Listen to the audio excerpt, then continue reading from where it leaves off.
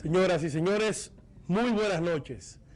Para la Fundación Global Democracia y Desarrollo, es un placer recibirles a ustedes en esta noche tan especial, en la que contamos con la presencia de una de las figuras más destacadas del mundo jurídico contemporáneo.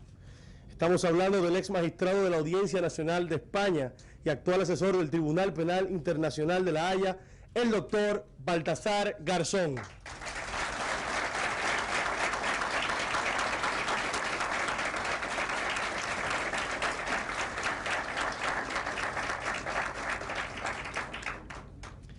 Antes de darle inicio a su conferencia titulada Verdad, Justicia y Reparación, vamos a escuchar las palabras de nuestro director ejecutivo, el doctor Marco Herrera, quien dará la bienvenida a nombre de Funglode.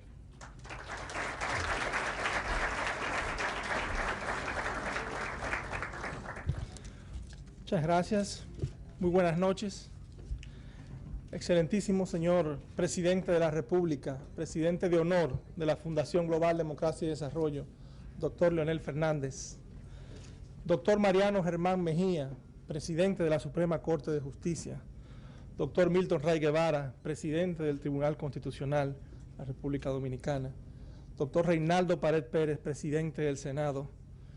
Doctor César Pina Toribio, Ministro de la Presidencia. Distinguidos magistrados, ministros, congresistas, amigos que nos acompañan en esta especial noche. En nombre de la Fundación Global Democracia y Desarrollo, es un placer y un privilegio pues darles la bienvenida a esta conferencia que hemos titulado Verdad, Justicia y Reparación, a cargo del doctor Baltasar Garzón, quien, a pesar de no necesitar ningún tipo de introducción ni presentación, pues posterior a mi bienvenida será debidamente presentado por la licenciada Laura Castellanos. Hablar del magistrado Garzón es hablar de la lucha contra la impunidad, es hablar de la lucha contra el terrorismo, la lucha contra la corrupción. Tenerle aquí pues nos enorgullece mucho porque su mera presencia pues se apoya mucho y refleja mucho lo que es algo que va muy ligado a la filosofía de esta institución, que es la democracia. La democracia implica, pues, entre otros valores, la igualdad de todos ante la ley, la no impunidad y la lucha por la justicia a toda costa y de manera resiliente. Sin lugar a dudas, Baltasar Garzón, pues, refleja ese valor, por lo cual su presencia, aparte de ir muy de la mano con nuestra filosofía, pues ha sido acogido de una forma abrumadora y sin precedentes, diría yo, en este auditorio que se ha desbordado en apoyo a esta especial visita. Quiero dar la primicia también, con mucha satisfacción y mucho orgullo, de manifestarles que la Fundación Global ha firmado un acuerdo de colaboración con la Fundación Internacional Baltasar Garzón, FICBAR, y en base al cual esperamos, pues, primero, que esta sea la primera de muchas visitas, y segundo, que entre ambas instituciones pues podamos canalizar proyectos de común interés que, como todo lo que hacemos aquí, pues se traducirán en beneficio de la justicia y de la democracia en la República Dominicana. Reiterar nuestro agradecimiento a Baltasar Garzón por acompañarnos, reiterar a ustedes la bienvenida y el agradecimiento por su presencia esta noche. Muchas gracias.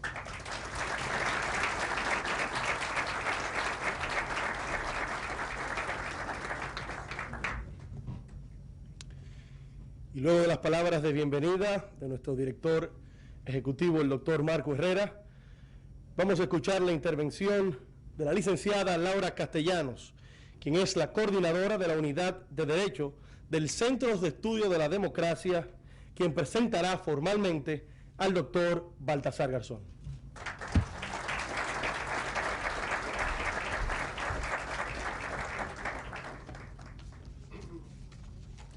Gracias, Manuel.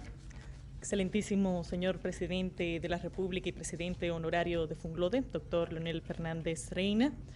Igualmente también la bienvenida al excelentísimo Presidente del Senado, el doctor Reinaldo Pared Pérez, Nos complace también recibir al doctor Milton Rey Guevara, presidente del Tribunal Constitucional de la República Dominicana, y demás jueces del Tribunal Constitucional que nos acompañan, así como también al presidente de la Suprema Corte de Justicia de la República Dominicana, doctor Mariano Germán, y demás jueces de la Suprema Corte de Justicia que también nos honran con su presencia. Los múltiples ministros y ministras que se encuentran con nosotros, gracias por acompañarnos, legisladores, el señor procurador. No haría justicia si hago el esfuerzo de saludar a todas las personalidades que aquí nos acompañan, legisladores, miembros del cuerpo diplomático, académicos, estudiantes, miembros de la prensa, amigos y amigas, todos. Bienvenidos a la Fundación, que hoy se regocija en abrir sus puertas para recibir al magistrado Baltasar Garzón. Y a mí me toca una tarea que es a la vez fácil y difícil. Fácil porque la vida del magistrado Garzón ha sido una vida muy pública, muy seguida desde República Dominicana y desde las distintas latitudes del mundo, pero difícil porque resumir en unos minutos la importancia y la trascendencia de su labor constituye todo un reto.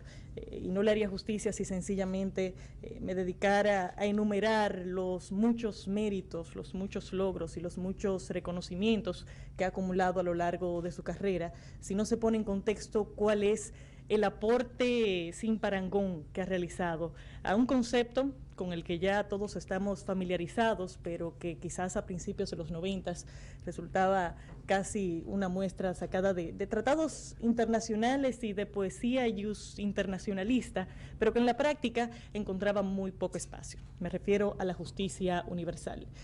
El magistrado Garzón, dentro de su trayectoria, empezó en la judicatura en 1980, pero en 1988 pasa a integrarse en el Juzgado de Instrucción número 5 de la Audiencia Nacional en España, un tribunal especial con jurisdicción nacional que conoce esencialmente asuntos penales de trascendencia. De ahí que el magistrado Garzón, la mayor parte del tiempo, trabajó con crímenes graves propios del crimen organizado, narcotráfico, terrorismo, violaciones graves y sistemáticas de los derechos humanos, entre otros. Su vida, por supuesto, también viene marcada por todo ese trabajo, una vida que en muchas ocasiones se vio en situación de riesgo, donde su trabajo estuvo marcado en todo momento por la gallardía, por la valentía y sobre todo por la voluntad de hacer el trabajo a pesar de las limitaciones que la justicia tiene, aún en países como España, con un nivel de desarrollo mayor que el nuestro, pero donde todavía las herramientas de la justicia quedan detrás frente a las del crimen organizado. En ese contexto, el magistrado Garzón nunca se dejó acobardar frente a las circunstancias y le tocó vivir circunstancias muy difíciles. Fue un pionero en la aplicación de principios jurídicos importantes a nivel, por ejemplo, de intervención de naves con sospecha de estar involucradas en el narcotráfico. Fue un gran investigador a nivel del financiamiento del terrorismo en España, particularmente el financiamiento de ETA. Ese trabajo no solamente lo tocó muy directamente por el dolor de las víctimas de los actos de terrorismo en ese país, sino que incluso llegó a tocar su tribunal. La fiscal de su tribunal en ese momento, Carmen Tagle, fue asesinada en un atentado de ETA. Y eso, bueno, no solamente tocó su trayectoria, sino que tocó de una manera muy particular la fibra de la justicia, siendo ella una más de los tantos miembros del Poder Judicial y de la justicia española que fueron asesinados en esos atentados. Hizo un trabajo importante también a nivel de otro tipo de crímenes, a nivel de corrupción. Y si empezamos a mencionar casos, duraríamos bastante mencionando los casos en los cuales el magistrado se involucró. Y de hecho, sin mencionar todavía los que tienen que ver con violaciones internacionales sistemáticas de derechos humanos, que es sin duda lo que le dio más trascendencia internacional, estamos hablando de una trayectoria que le ha merecido más de 20 honoris causa en distintas universidades del mundo, todo tipo de distinciones, todo tipo de reconocimientos. Eso es propio de los hombres excepcionales, pero hay muchos hombres excepcionales en el mundo y el trabajo del magistrado Garzón es tan particular que no basta con esa enumeración para ponerlo en el contexto adecuado.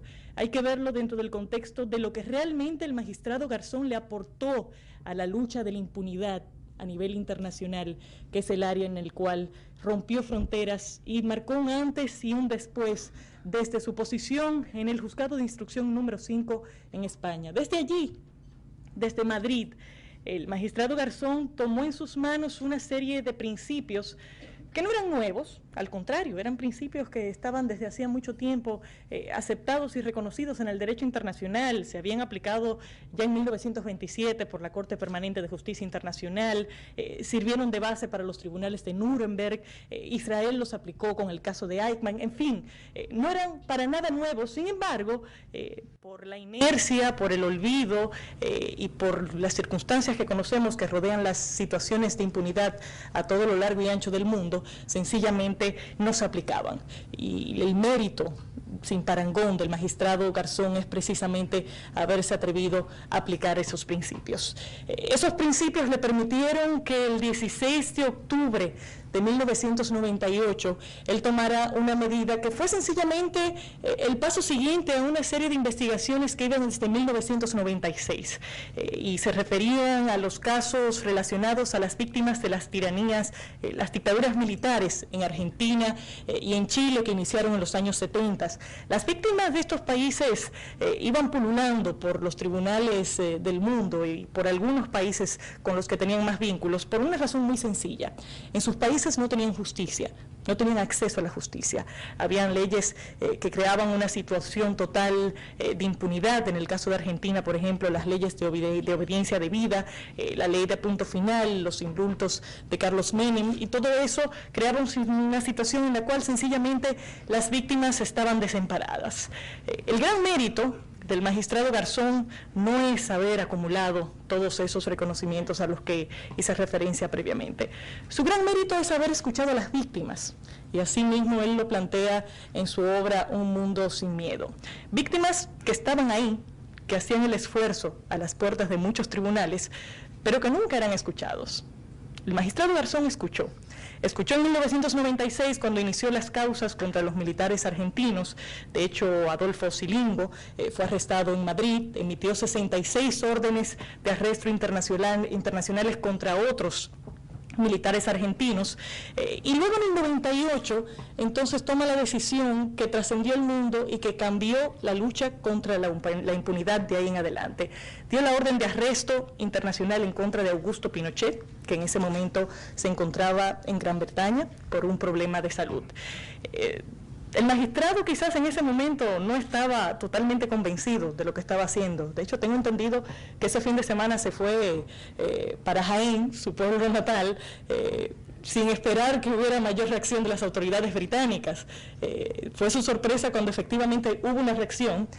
Y no solamente hubo una reacción, sino que esa orden de arresto emitida en Madrid en 1998 ocasionó que se iniciara un proceso en Gran Bretaña en el cual intervinieron 2 decisiones de la Cámara de los Lores, ambas despojando a Augusto Pinochet de su inmunidad. Y a pesar de que el magistrado Garzón y a pesar de que España no tuvo la oportunidad de juzgar a Garzón, el mundo sí tuvo la oportunidad de ver la cara viva de la impunidad militar caer en arresto, y de ahí en adelante el mundo fue distinto. Y los hechos hablan por sí solos. De ahí en adelante Bélgica inició procesos en contra de Yerodia Nombasi en la República Democrática del Congo. De ahí en adelante se iniciaron otros procesos. En el 2005 la misma España adoptó una decisión que aceptaba iniciar procedimientos en contra de las masacres guatemalas, en una decisión sin precedentes. Y de esa forma, sencillamente, empezó una bola de nieve a nivel del ámbito internacional que todavía en el día de hoy no se detiene. No se detiene en general, aunque en algunos lugares ha sido detenido, y ese es el caso de España.